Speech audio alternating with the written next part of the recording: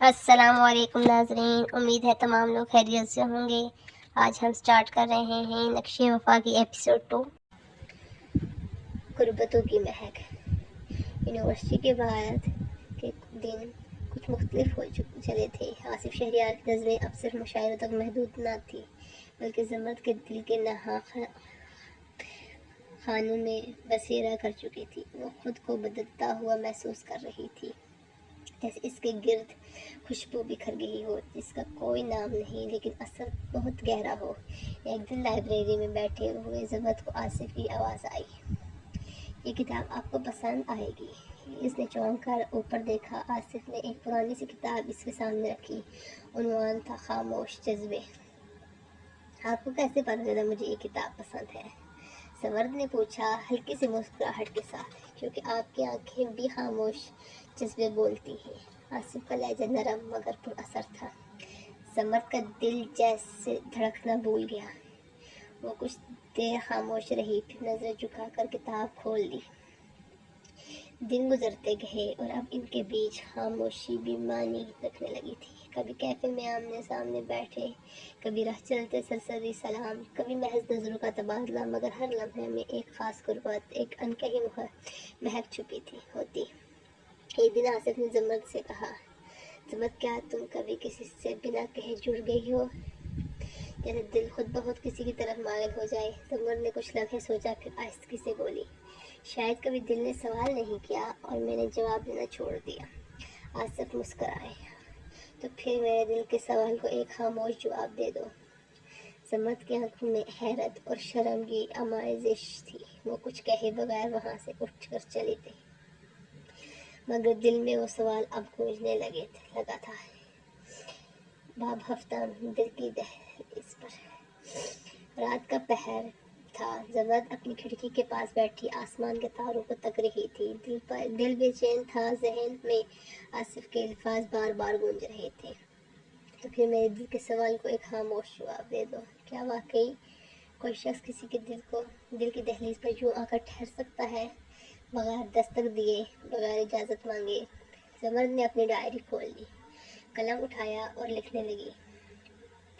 کبھی کبھار کسی کے الفاظ دل میں کچھ ایسا ہلچل مچا دیتے ہیں کہ سارا وجود لرزنے لگتا ہے۔ میں نہیں جانتی یہ کیا ہے، لیکن یہ تم ہو اور تم نے دل کی دہلیز پر قدم رکھ دیا ہے۔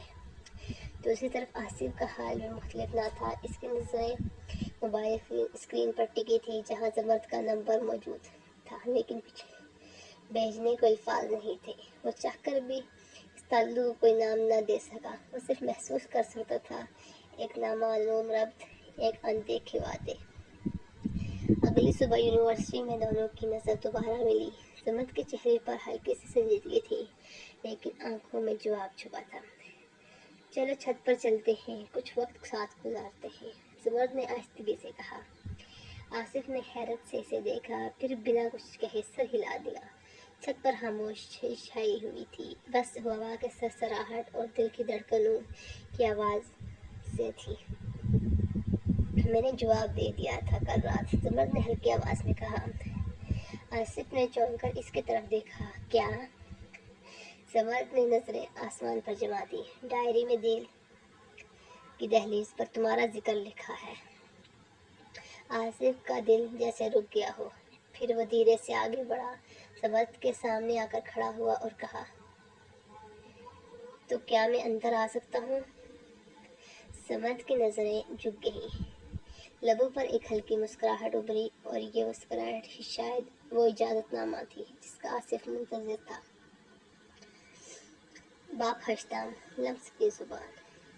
رات کی تاریکی گہری ہو چکی تھی، مگر زمرد کے دل میں آج پہلی بار روشنی سی تھی۔ وہ احساس جو لفظوں میں بیان نہ ہو سکتا تھا، آج لمحوں کی خاموشی میں لمس کی زبان بول گیا تھا۔ آصف کی آنکھوں میں جو یقین تھا، زمرد نے اسے اپنی روح تک محسوس کیا تھا۔ آصف نے نہ اس کا ہاتھ پکڑا، نہ کوئی حد عبور کی، مگر جس انداز سے وہ اس کے قریب آ کر کھڑا ہوا تھا، وہی قربت کی انتہا تھی۔ کبھی کبھی ایک قدم قریب آ جاتا صدیوں کا فاصلہ مٹا دیتا ہے۔ زمرد، آصف نے دھیرے سے پکارا۔ زمرد کی پلکیں लरज़ गई। मैं हर लफ्ज़ से बढ़कर तुम्हें महसूस करना चाहता हूँ, तुम्हारी खामोशी से, तुम्हारी सांसों से, तुम्हारे लफ्ज़ की ज़ुबान से। क्या तुम मुझे सुन सकती हो? ज़मर ने आहिस्ती से सर हिलाया। वो सुन रही थी, दिल से। वो दोनों छत की मुंडीर के साथ बैठ गए। हवा ने ज़मर के बालों को बिखेर दिया। आसिफ ने बेख्तियार हाथ बढ़ाया, लेकिन लम्हे भर के तवक्कुर के बाद सिर्फ एक लिट को उंगलियों से हटाया। वो लफ्ज़ इतना नरम, इतना गहरा था कि ज़मर की सांसें रुक गईं। तुमने कभी सोचा है ज़मर के दिल के राब्ते के लिए ज़ुबान ज़रूरी नहीं होती? इसने सरगोशी की। लेकिन तुम्हारी खामोशियाँ भी चीख चीख कर सब कुछ कह देती हैं। वो पल भर के लिए खामोश हुए, लेकिन इनके दरमियान हवा में एक ऐसी गुफ्तगू जारी थी जो लफ्ज़ों से आज़ाद थी, सिर्फ नज़रें, लम्स, खामोशी और जज्बात। ज़मर ने हिचकिचाते हुए अपनी उंगलियां आसिफ की हथेली पर रख दी। आसिफ ने अपनी उंगलियों से नरमी से इन उंगलियों को थामा। ये मोहब्बत का वो लम्हा था जहाँ कुछ भी कहना बाकी नहीं रहता, सिर्फ महसूस करना होता है। बाप नहाम, तुम मेरा मान हो। ज़मर आसिफ की हथेली पर अपनी उंगलियां रख चुकी थी, और ये अमल ऐसा था जैसे इसने आसिफ के वजूद को तस्लीम कर लिया हो, जैसे वो इसकी दिल की दुनिया में दाखिल होने की इजाज़त दे चुकी हो। आसिफ ने आहिस्ता से ज़मर के हाथ को अपनी दोनों हथेलियों के बीच ले लिया, निहायत नरमी और एहतराम के साथ। वो कोई मामूली लम्स नहीं था, वो एतबार की मोहर थी, ईमान का बोसा, मोहब्बत का आगाज़। ज़मर आसिफ की आवाज़ में लर्जिश थी, जैसे किसी तूफान के बाद किसी नरम झोंके ने छू लिया हो। तुम जानती हो, मैंने अपनी ज़िंदगी में बहुत कुछ खो दिया है, लेकिन तुम्हें पा लिया जैसे सब कुछ वापस मिल गया हो। ज़मर ने नज़रें झुका ली, मगर मुस्कुराहट इसके लबों से छीन कर आसिफ के दिल तक पहुँच गई। तुम मेरे हर ख्वाब का मान हो ज़मर, मैं तुम्हें खोना नहीं चाहता। ज़मर ने पहली बार आंख भर कर आसिफ को देखा। उस नज़र में जवाब था, एतमाद था, और वो खामोशी थी जो किसी वादे से कम न थी।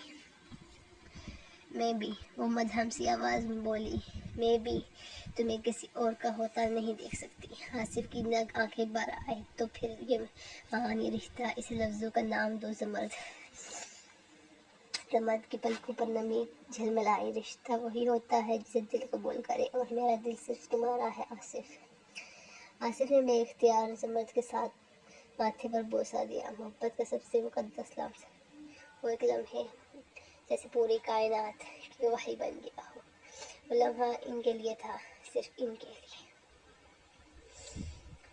बाप दहाम, नक्शे वफा। रात के सन्नाटे में आसमान पर चमकते तारे जैसे ज़मर और आसिफ की मोहब्बत की गवाह बने हुए थे। आसिफ ने अपने घर के बाग में रोशनियों से सजे गोशे को ख़ास तौर पर आज की शाम के लिए सजाया था।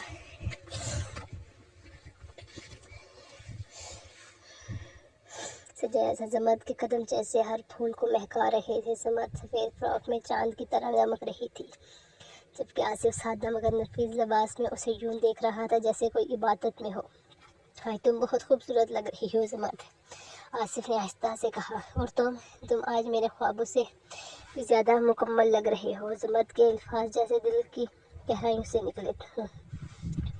आसिफ ने जब इसे छोटा सा मखमली डिब्बा निकाला। उसमें एक सादा सी अंगूठी थी, लेकिन इसकी चमक दोनों की आंखों में उतर चुकी थी।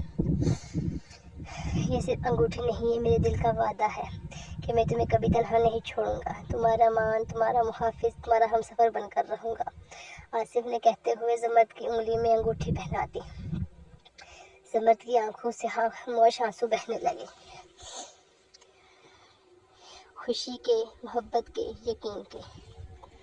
आसिफ, तुमने मेरी ज़िंदगी में वो रंग भर दिए हैं जिनका तस्वुर भी ना था।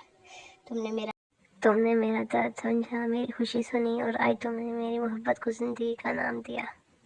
फिर वो दोनों खामोशी से एक दूसरे का हाथ थामे चांदने में खड़े रहे। हवा ने ज़मर की जुल्फ़ों को छुआ और आसिफ ने इन्हें नरमी से कानों के पीछे समेट दिया। ये जो लम्हा है, आसिफ ने कहा, यही मेरा नक्शे वफा है। तुम मेरी ज़िंदगी हो, मेरा सब कुछ हो ज़मर ने इसकी आंखों में झांक कर कहा, और तुम मेरे लिए दुआ की तरह हो, जैसे मैंने दिल से मांगा था और रब ने मुझे तुम दे दिया। नावल ख़त्म हुआ है। नक्शे वफा। لائک شیئر کرنا نہ بھولیے گا. اللہ حافظ.